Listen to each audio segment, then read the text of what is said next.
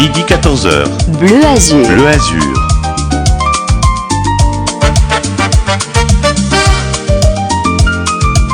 Bleu Azur, midi 14h. Bleu Azur sur RTCI Avec Kerim Ben Amour. Aslen Berjab, bonjour, merci d'avoir accepté cette interview. Vous présidez la Connect, la Confédération des entreprises citoyennes de Tunisie, et vous co-organisez avec la Confédération of Indian Industry et l'ambassade de l'Inde à Tunis, le India-Tunisia Joint Business Forum, qui se tient jeudi 20 août à Tunis. Bonjour Aslen Berjab. Merci, bonjour Karim, bonjour à toutes vos auditrices et vos auditeurs. Merci pour cette opportunité. J'apprécie cette plage musicale indienne que vous avez mise tout à l'heure. Bah, logique. Alors, ce forum s'inscrit dans une stratégie plus large de l'Inde pour renforcer ses relations économiques avec l'Afrique. Alors, la question que je me pose, c'est pourquoi l'Inde, et précisément, et puis pourquoi la Tunisie maintenant ? Eh bien, tout d'abord, l'Inde n'est pas un marché de plus d'1 milliard d'habitants seulement, 1,4 milliard. C'est une puissance industrielle aujourd'hui, c'est une puissance technologique et c'est une puissance numérique qui cherche, comme toutes les puissances économiques, à approfondir ses partenariats avec l'Afrique. Il y a eu la programmation d'un forum africo-indien ou indo-africain qui était censé avoir lieu en mai dernier, mais pour des raisons sanitaires africaines, il a été reporté. Donc tout ça pour vous dire que l'Inde aujourd'hui se positionne en Afrique grâce à son avancement sur les chaînes de valeur, sur le numérique, sur les énergies renouvelables, et la Tunisie se positionne aujourd'hui aussi. C'est le momentum, j'allais dire, pour améliorer cette relation qui n'est pas nouvelle parce que les relations et les échanges bilatéraux entre la Tunisie et l'Inde au titre de l'année 2024-25 ont dépassé les 500 millions de dollars, 521 millions de dollars exactement, et les deux gouvernements se sont fixés donc un objectif ambitieux d'atteindre le milliard de dollars. Donc aujourd'hui, le décor est planté. Il faudrait absolument changer de paradigme et sortir des produits classiques de phosphate, de produits chimiques et d'engrais, d'aller vers d'autres produits à forte valeur ajoutée en termes de services, de technologie, d'agroalimentaire, d'industrie pharmaceutique aussi. Et le forum vient justement pour booster cette approche-là. Voilà. Voilà, donc une petite idée sur le programme de demain. Il fait intervenir à la tribune l'ambassadrice de l'Inde, un représentant du ministère des Affaires étrangères, mais aussi Jalel Tbib, directeur général de la FIPA, et Mourad Benassin, patron du CEPEX, avant même le début des rencontres B2B. Alors, la question que je me pose en fait, c'est ces institutions publiques, est-ce qu'elles ont un rôle concret à jouer dans les partenariats qui vont se nouer, ou bon, leur présence à la tribune reste protocolaire comme dans beaucoup de forums en fait? Kelly, non, loin d'être protocolaire. C'est vrai que c'est un événement co-organisé par la Connect et Connect International et d'un côté et la Confederation of Indian Industry, c'est la confédération industrielle, c'est le patronat industriel indien. Ça c'est vrai, c'est donc le secteur privé est au centre de cette organisation, mais la Connect a toujours agi main dans la main avec les institutionnels publics parce que on est intimement convaincu qu'une entreprise qui veut investir, qui veut exporter, qui veut faire une JV, etc. Eh ben, à un moment ou à un autre, elle a besoin d'une continuité entre l'initiative privée et l'accompagnement institutionnel. Donc, on ne peut pas imaginer une intervention privée seule, mais le côté institutionnel est très important. D'ailleurs, demain, avant même le forum, nous allons rendre visite à monsieur le ministre de l'économie et de la planification tôt le matin, puis nous allons rendre visite dans la foulée, toujours avant le forum, toujours tôt le matin, à monsieur le ministre de l'Agriculture. Cela dénote que la Connect agit main dans la main avec les institutions parce qu'elle est intimement convaincue que le privé et le public doivent toujours travailler et interagir ensemble pour l'intérêt de notre pays. et les objectifs que nous nous sommes fixés, c'est des objectifs qui sont dans cet état d'esprit public-privé, Karim. Ok, alors jeudi, Gaurav Vingra et Abdelazek Free donc vont signer l'acte de fondation du forum. La Connect a par ailleurs déjà signé, on le rappelle, des partenariats avec l'Union européenne et puis la Confimprese Italia. Et vous défendez l'idée que les Tunisiens doivent aussi compter sur l'initiative privée. Est-ce que le format B2B, entreprise à entreprise, est selon vous ce qui permet à ce type de partenariat de produire des résultats concrets rapidement? Alors, absolument, Karim. Demain, on aura un business forum, donc classique, et on reviendra... Après-demain, jeudi. Pardon, après-demain, jeudi, pardon. Oui, jeudi, on aura ce business forum co-organisé donc par la Connect et le patronat industriel indien. Mais en marge du business forum, on scellera la fondation du Conseil d'affaires tuniso-indien. On a choisi Abdelazek Free, comme vous l'avez justement mentionné.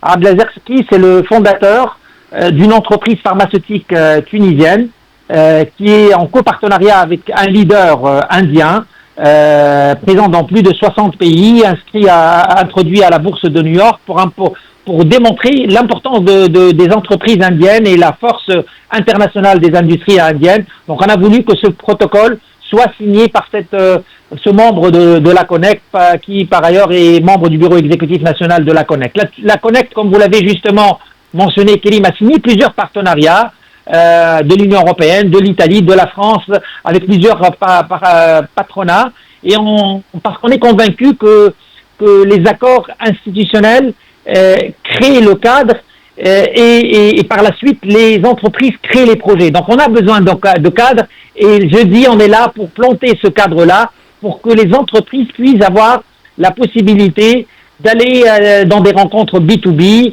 de faire du networking et de voir chacune quelle est l'entreprise qui puisse l'intéresser dans la délégation de la Confédération indienne d'industrie.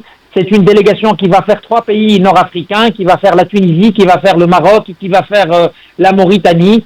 Donc ils sont venus avec dans leur valise beaucoup d'idées, et notre rôle c'est de les faire coller à la réalité tunisienne au sens positif du terme, de préparer ces entreprises-là, de faire en sorte qu'ils identifient mieux le marché tunisien pour qu'ils créent justement des passerelles avec leurs homologues tunisiens, qui sont membres de la Connect ou non membres de la Connect, qui feront partie de ce forum-là, pour que au-delà d'être au sein d'une même salle, mais aussi les mettre au sein d'une même table dans ce qu'on appelle les B2B qu'on a toujours fait en marge de nos forums, Kélim.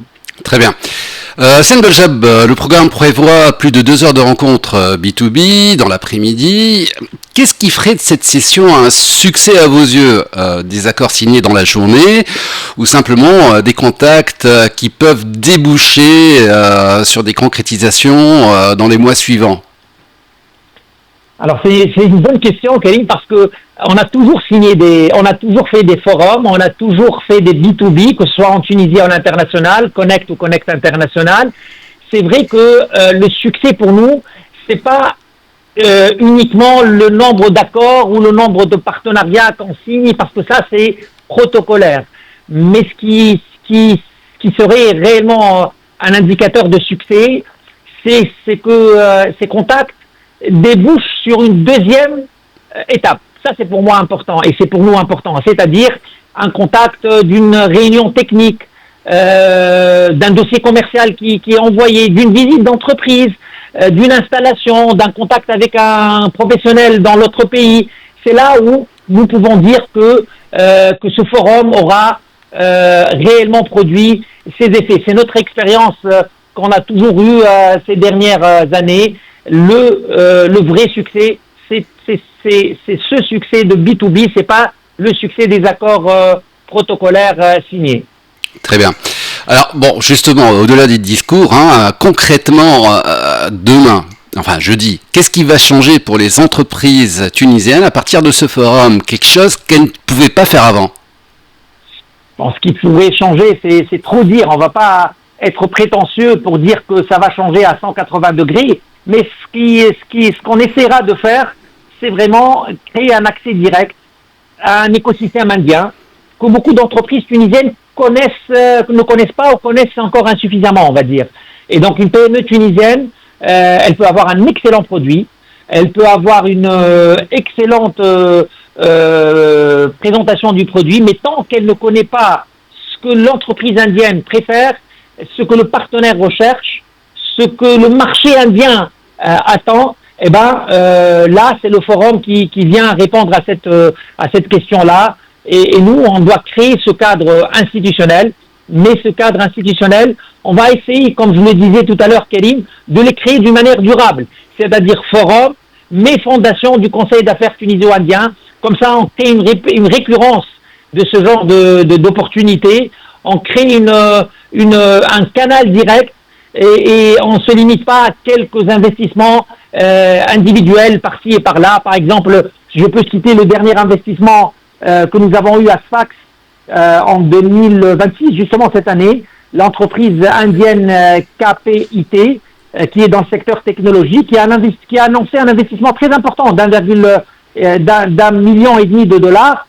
dans le secteur de l'ingénierie de logiciels. Ça, c'est un exemple, mais c'est un exemple qui confirme la règle, qui ne doit pas être seul, mais qui doit justement être une sorte de locomotive pour d'autres investissements, pour créer la diversification des investissements tunisiens.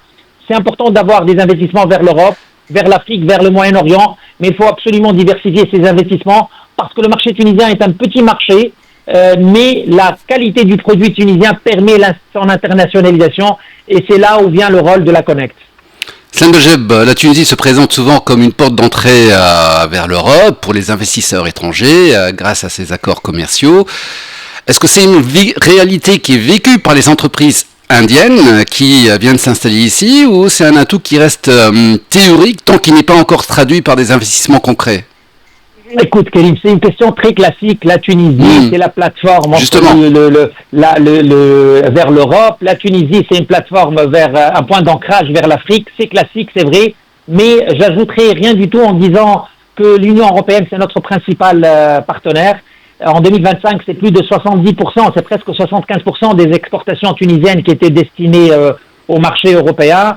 Et ça, c'est la Tunisie à travers ses relations avec l'Union européenne, a dépassé les 25 milliards ou 26 milliards d'euros cette même année, donc 2025. Donc la Tunisie a un accord de partenariat et a une zone de libre-échange. Et une entreprise indienne qui vient en Tunisie, et on a échangé en off avec nos partenaires avec lesquels on va signer, la Connect va signer donc le Conseil d'affaires tuniso-indien.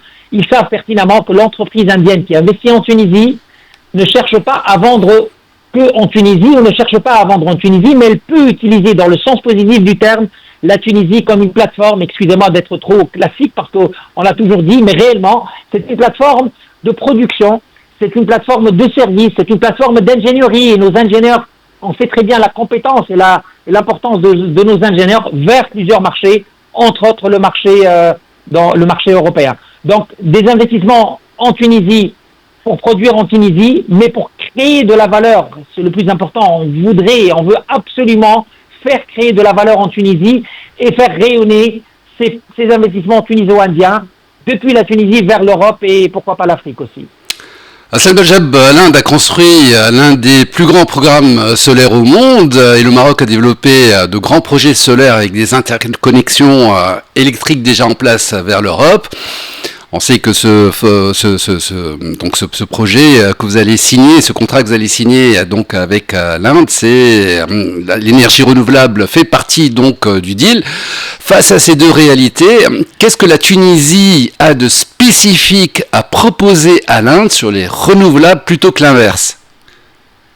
Alors, c'est vrai que cette question devrait être posée au président de notre groupement d'énergie renouvelable qui est mieux à même de répondre à cette question. Mais moi, ce que je peux dire, c'est que la Tunisie n'est pas là pour rivaliser avec l'Inde ou le Maroc par rapport à leurs grands projets. Non, on cherche une complémentarité.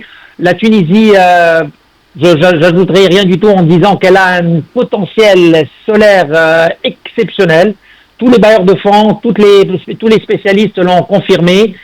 Notre position ne doit pas être venez investir en panneaux solaires ou venez construire des panneaux solaires ou venez participer à des appels d'offres dans les concessions. Non, non, non.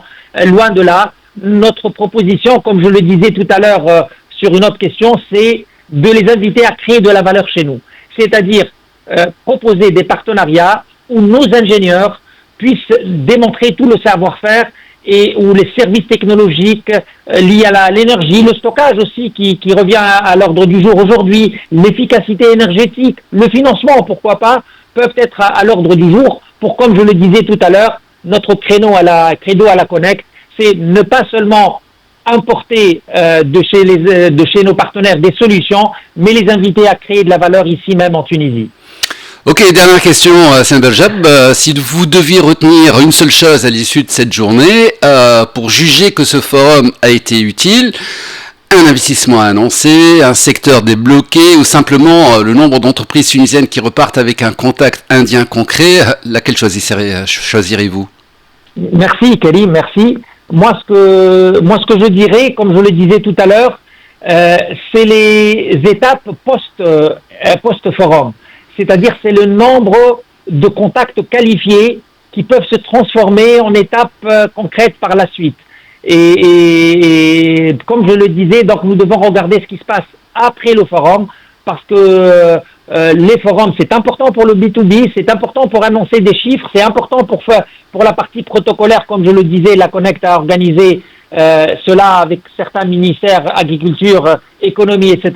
Mais le forum, ce n'est pas une finalité, on l'a toujours dit, que ce soit avec l'Inde, l'Italie, la France, la Pologne, les partenaires de la Connect, les forums sont le point de départ de nouvelles affaires, sont le point de départ de nouveaux investissements et sont le point de départ surtout de nouvelles relations économiques durables, Karim. Merci beaucoup Hassan Berjab et bon India-Tunisia Joint Business Forum donc jeudi prochain. C'est moi qui vous remercie. Merci encore une fois. Au revoir. Au revoir.